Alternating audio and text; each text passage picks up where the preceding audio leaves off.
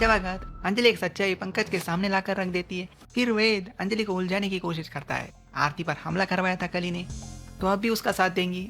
आपको अंदाजा भी है वो कितनी घटिया लड़की है, कुछ भी कर सकती है।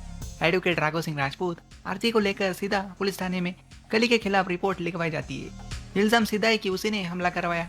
ऐसे भी पंकज ये बात अंजलि को बताते कि आरती ने कली के खिलाफ डायरी की है और वही गुंडे भेजे थे।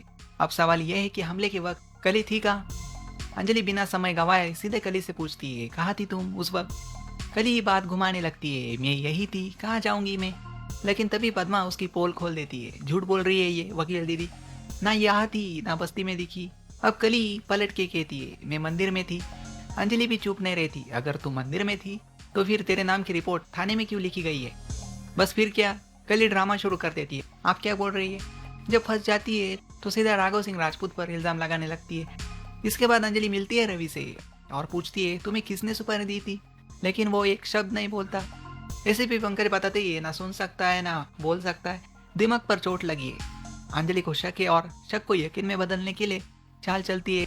एसीपी की रिवॉल्वर अपने सिर पर रखती है, जानती है पंकज उसे रोकेगा और उसी खिंचातान में वो फायर कर देती है।